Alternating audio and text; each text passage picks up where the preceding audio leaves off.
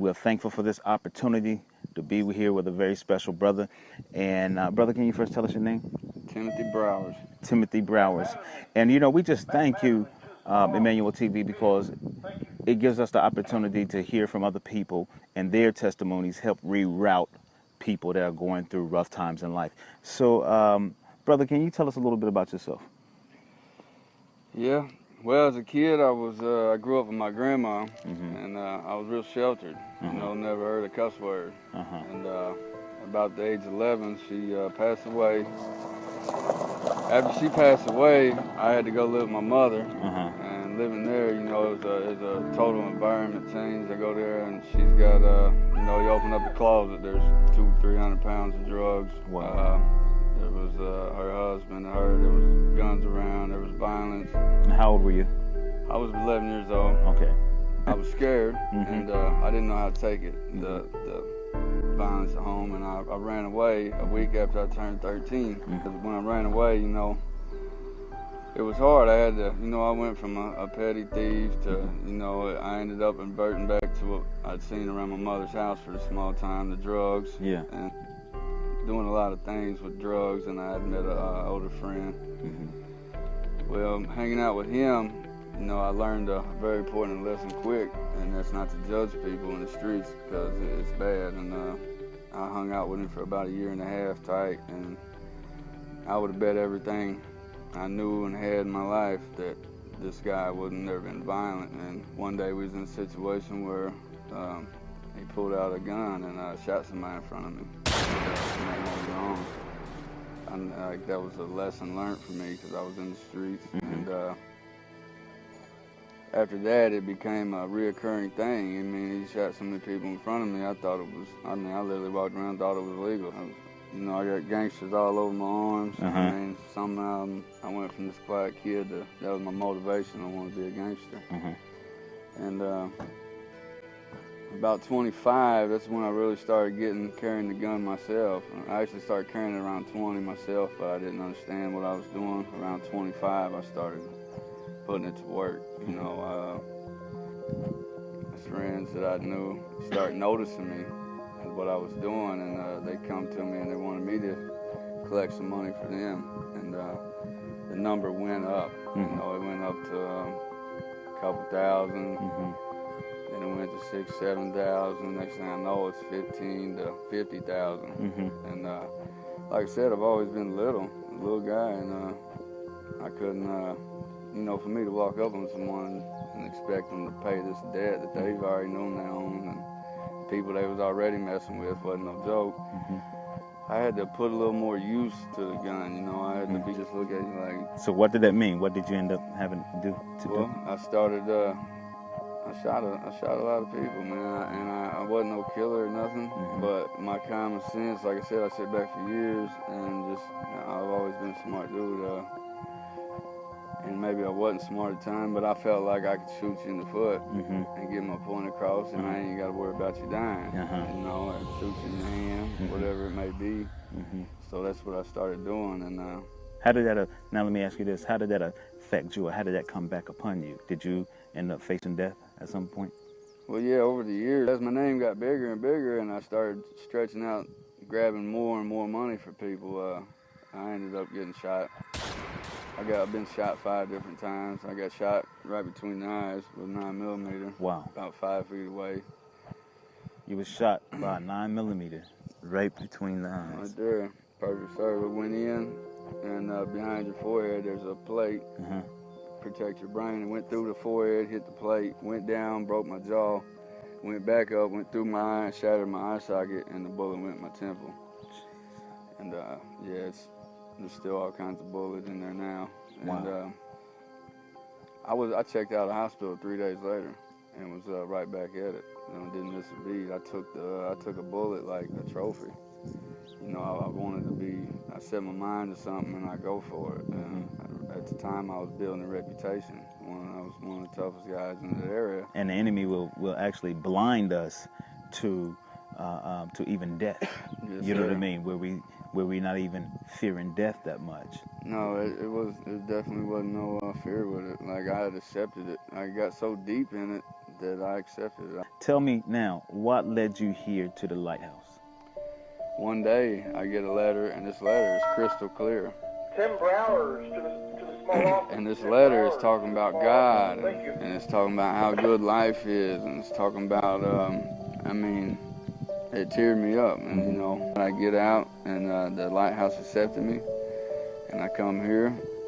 And, you know, it was hard at first, adjusting, because I was in a circle full of very dark people. And how long you been here? I've been here 6.5 months now. 6.5 months, wow. Yeah, wow. I get here, I pick up the Bible, I start doing one-on-one therapy, realized all the error in my thinking, and I just worked really hard at it, and now I'm in leadership. I'm Emmanuel TV sponsors here at the Lighthouse.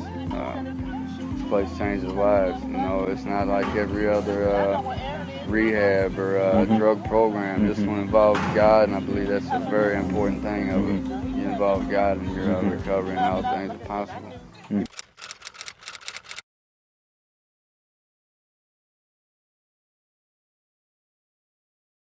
And of course, we're here at the Lighthouse Recovery Center, and we got a very special brother.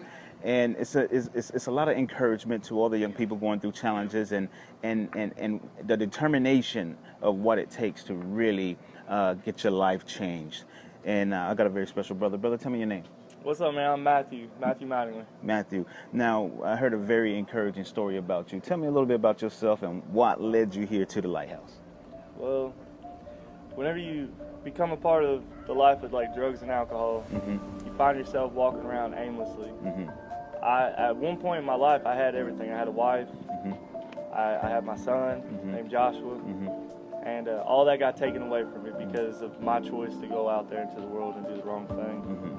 Depression really crept in, and I found myself walking across intersections because I just wanted to end it, man. So I closed my eyes and just hoped that as I was walking across an intersection that somebody would just take me out.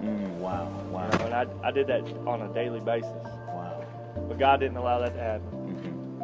And I heard about the Lighthouse Recovery Center in a way that gave me hope, you know? And I knew that if I could make it here, that I could start fresh and I could do something different with my life. Though everything was just taken away from me, I knew that God, because I've known God before, and I knew that God could do it again. So I just knew that if I could make it here, if you could just make it here. So what did that mean? That mean that somebody went and picked you up, and or somebody flew you out here? Somebody, tell me what happened. No, man. I was in Lexington, Kentucky, and I actually ended up in Lexington, Kentucky due to an extradition of child support, neglecting my child support. And they let me out within a week and put me homeless in Lexington. That's where this depression really hit in because I had nobody to call. And like I said, you know, I knew if I could make it here, I'd be all right. So how far is Lexington from here? It's about a 3.5-hour car trip, and I walked it. Wow. So 3.5-hour car trip, and you walked all the way here. Yeah. So which means walking 54 hours.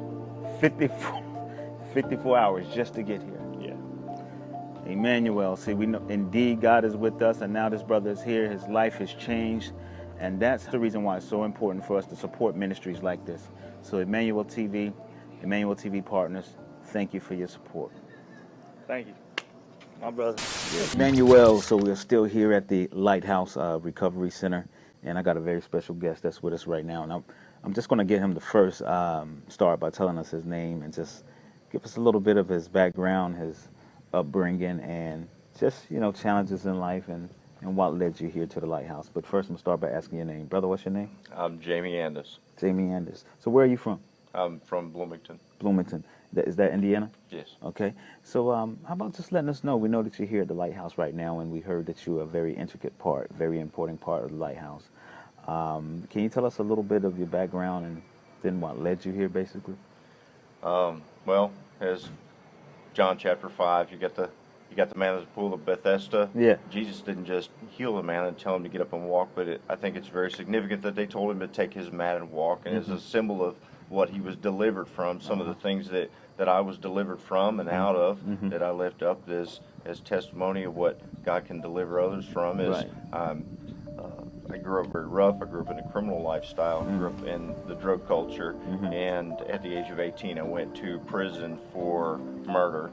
Wow. And I spent the past 23 years incarcerated for the charge of murder.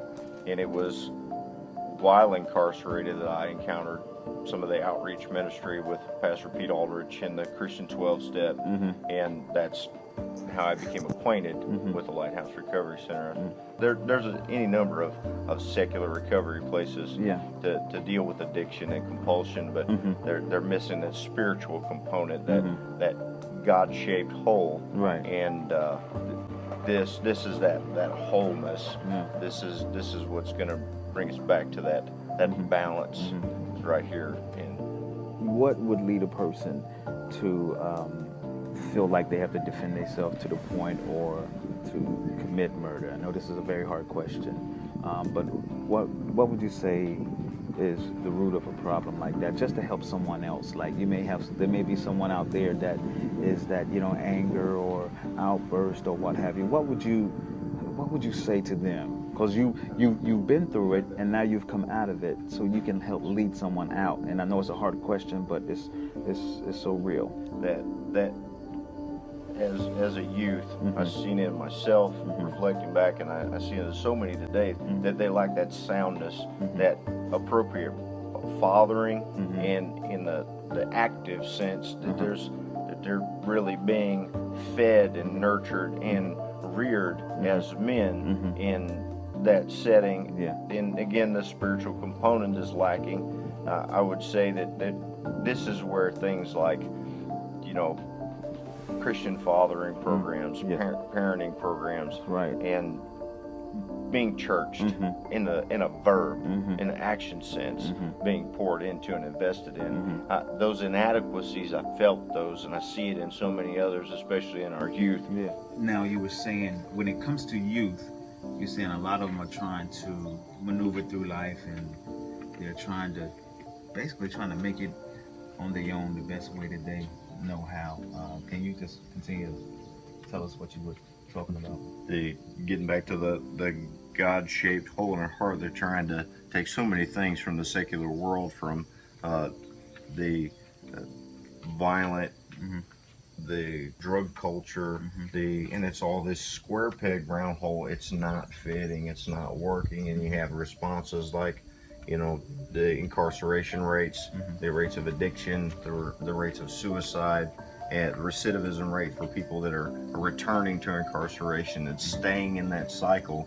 And this is the answer. Things that are Christ-centered, recovery, and addictions, just training up, discipling, and really fathering from ultimate fathering. Ultimate father. Down into men, into sons, into women and daughters. This is the solution. In addition to the drug addiction and alcoholism was hatred. I was a member in a capacity of leadership for a number of years in the Indiana Department of Corrections with the Aryan Brotherhood, and to be delivered from that. In addition to addiction, it's sin, and it's sin that you spread, that you contaminate others with. But to be delivered from that, to have that lifted off, that weight to be gone, and to have it replaced with love, that stony hard heart covered in swastikas and all this muck and mire, to be brought up out of that and to be replaced with a heart of flesh, and to come to know God as Father, and to have an intimate relationship with a joint heir, as a joint heir with Christ in the kingdom, is powerful. And this is more than just delivery from drugs. This is deliverance. This is freedom. This is what true power in love looks like in the flesh. Right? We're here at the Lighthouse Recovery Center. It's a place where great things is going on, and we got a very special brother where we partnered, and we put on the back to school block party and giveaway. We was giving Josh, tell us some of the things that we gave away at the block party. The shoes, the backpacks, the food, the t-shirts. You allowed me a blessing to be able to hand out to these children. I had some kids crying because they had never received a pair of Jordans in their life. And I was able to donate them. The kids loved them. The response, I've never had a pair of J's before. And we all know how important those items are, especially to young children coming up in school. I Peer mean, pressure. peer pressure, everything. You know what? I went to a big city school.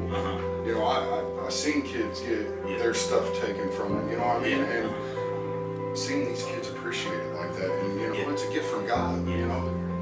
Free to give. Thank you very much for allowing me that opportunity to feel that kind of blessing.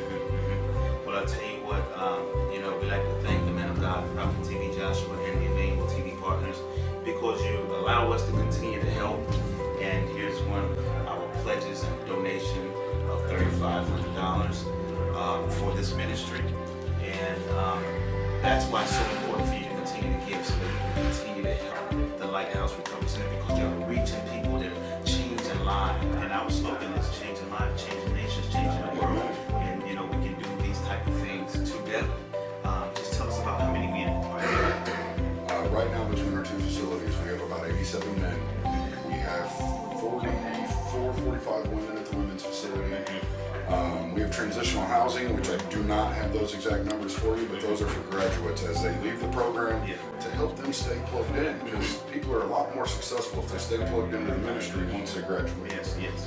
So we're trying to expand that. We're trying to get, you know, more transitional housing for them, because right now we don't have enough for the amount of people we have. Gotcha. So, I mean, we're trying to expand that. We're trying to grow, and the way Emmanuel TV is helping us, brother, we're going to keep going in the right direction. That's right, and we're going to continue to help. So once again, remember, changing lives, changing nations, and changing the world.